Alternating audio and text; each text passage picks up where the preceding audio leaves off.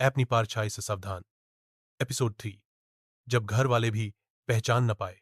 गांव की सुबह हमेशा की तरह शांत थी। पक्षियों की चहचहाहट, सूरज की हल्की किरणें और खेतों में बहती हवा का वो सुरीला संगीत, सब वैसा ही था।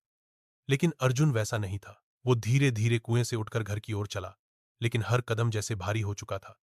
उसके मन में सवालों की भीड़ थी। क्या सच में ये सब हुआ था? क्या वो परछाई अब उसके भीतर समा चुकी थी? और अगर हां, तो अब क्या होगा? घर पहुंचा तो मां आंगन में तुलसी को पानी दे रही थी।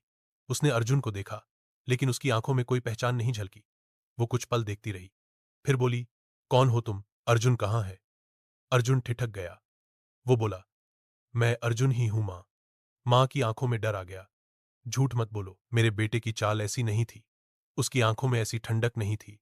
उसकी आवाज में ये अजनबीपन नहीं था। अर्जुन को समझ नहीं आया कि वो क्या कहे। उसके भीतर कुछ टूटने लगा।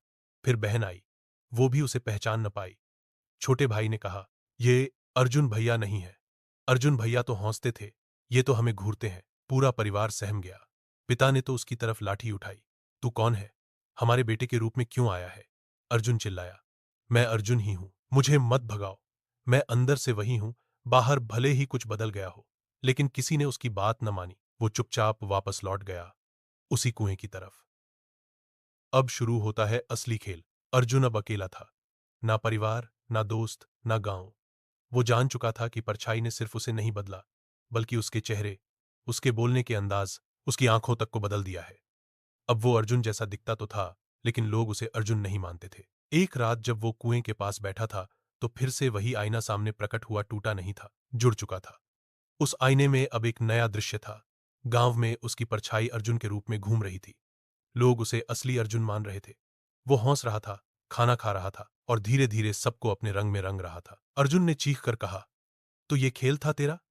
तू मेरी जगह ले चुका है? आईने से आवाज आई, मैं तुझमें समा तो गया, लेकिन अब तू भी दो हिस्सों में बंट चुका है। एक अर्जुन बाहर है, एक अर्जुन अंदर, और दुनिया अब सिर्फ एक को पहचान सकती है। अर्जुन समझ गया था, अब लड़ाई असली और नकली की नहीं है, ये लड़ाई आत्मा और परछाई की है। गांव में कुछ बदलने लगा। जिस अर्जुन को गांव वाले जानते थे, यानी उसकी परछाई, वो अब धीरे धीरे गांव को बदल रहा था। अब वो गुस्सैल हो गया था। उसने खेत के मजदूरों को निकालना शुरू कर दिया। वो छोटी छोटी बातों पर लोगों को डांटने लगा।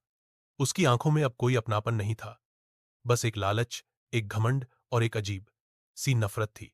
लोगों को धीरे धीरे महसूस होने लगा कि अर्जुन में कुछ गलत है, पर यह समझ नहीं आ रहा था कि क्या। वहीं असली अर्जुन कुएं के भीतर, उस रहस्यमयी दुनिया में, एक पुराने साधु से मिला जो सैकड़ों सालों से अपनी ही परछाई से लड़ता आ रहा था। साधु बोला, जब इंसान अपनी असली सूरत को नकार देता है, तो परछाई ताकतवर हो जाती है।